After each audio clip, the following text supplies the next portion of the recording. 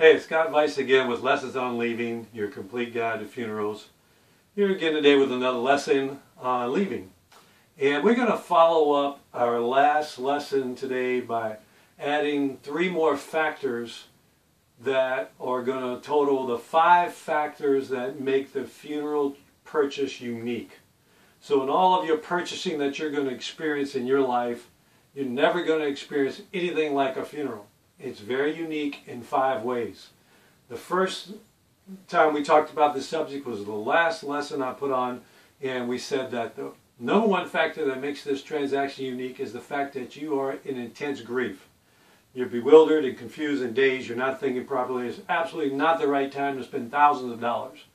The second thing that makes this unique is the basic ignorance of the merchandise in a funeral purchase and the lack of experience of being able to relate to the things that you're going to buy and understand their value or cost. So what is in your experience to tell you that this casket is worth $30,000? Well, we don't talk about these things, and it's not going to be the time to go out and study and research and price a lot of different funeral homes whenever the death occurs. We've got to make decisions, and we've got to be moving along with the process. So today I want to mention the 3rd, 4th, and 5th factor. Again, these are where I first found them, and it was first kind of in the general public. 1963, Jessica Mitford released a book called The American Way of Death, and it really brought about federal oversight of the death care industry. Laws were instituted in 1984. Many of the laws that we still observe today were enacted, thankfully, from this book. So there's some regulation in place. So again, the first 2 we mentioned. The 3rd factor I want you to understand, which makes the funeral purchase unique, is that you have to do it now. It has to be done today. Now, there's no other purchase where we're in such stress that we can't walk away and say, hey, I'm going to go think about this. I'll be back tomorrow. Or let me talk to my wife. I'll be back in 2 weeks. None of that is possible in the funeral arrangement conference because we've got to make a decision. This is a now kind of thing. It's an impulse buy that you're going to spend thousands of dollars on. We're warned against impulse buys.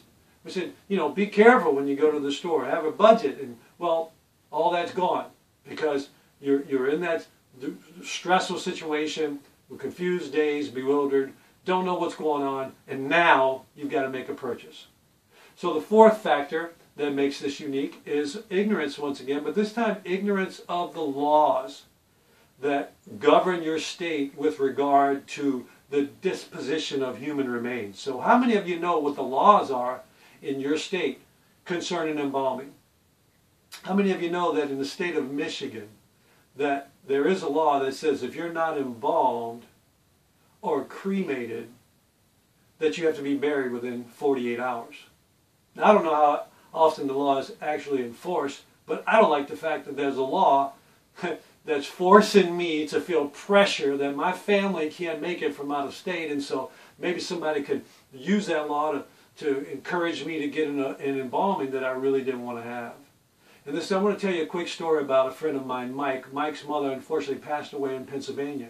He called me. I discussed it with him. We went over a lot of things. I gave him as much information as I could.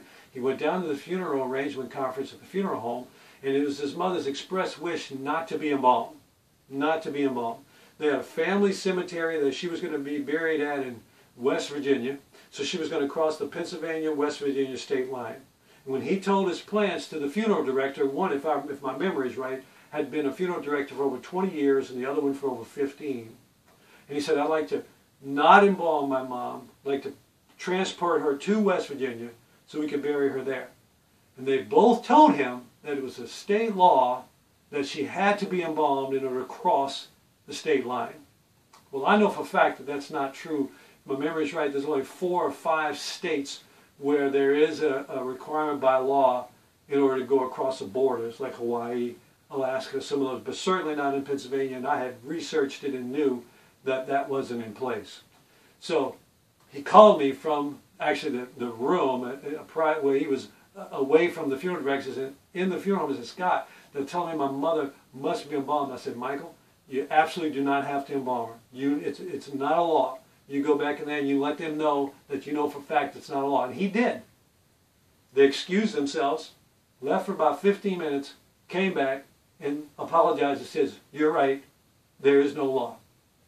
Now, my question is, how many times has that occurred in the last 50 years, 20 years, 10 years, where well-meaning funeral directors just quote laws and make statements that they've been taught when in fact it really isn't a law? And you'll be surprised to know there is no law in the United States, in any of the 50 states, that requires embalming, except in very rare situations. Very rare situations. And so know that you should never feel pressured to go through with an embalming if that's not the wishes of you, your family, or the person that's passed away. So then he went ahead and phoned the funeral home in West Virginia where they would be receiving his mother, and guess what? They told him in order for them to receive her across the state line from Pennsylvania to West Virginia, she had to be embalmed. So he called me again. I said, "Mike," I said, "you can tell them for a fact that you know it's not a law. And you can just say, if you might choose not to receive her because she's not embalmed, I'll just call another funeral home." And that's exactly what he did when he said, "Listen, if you guys don't want to receive my mom not embalmed, I'll just call another funeral home." And instantly he said, "Oh, no problem. We'll be glad to take care of you." So what power he had, because of the knowledge he had, because he got in touch with someone like me. So again, the average person does not know the laws. There are many, many laws that regulate the death care, the funeral industry, and so we need to know that when we go in to make those arrangements. Now, the fifth thing that makes this funeral transaction unique is that you've got to have ready credit cards.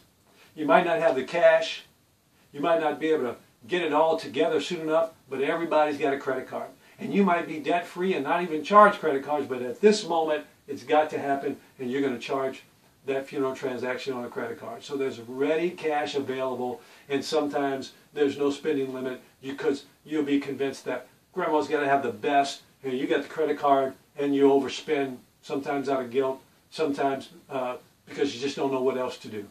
So this is why it's so important to plan, to fill out that funeral planning guide that you receive when you subscribe. And if you're watching this on YouTube or Facebook or anywhere else, go to the website, subscribe to the newsletter. I will send you my free planning guide, 11 pages full of information, and you'll be able to get things ordered before the time comes. So again, a little summary on the 5 factors that make this funeral purchase unique. Number 1, you're in intense grief. Number 2, you're ignorant of the funeral merchandise and the transaction itself.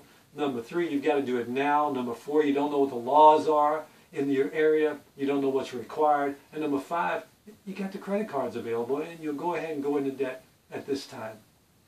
So I hope you're learning something from these videos. I appreciate all the comments and questions that I'm getting. Please go to my website, leave a comment, give me a thumbs up, thumbs down on YouTube, like me on Facebook, spread this word to your contacts, and let's educate people. Let's get the conversation about death out there, and everybody can have a better experience when the unfortunate time comes.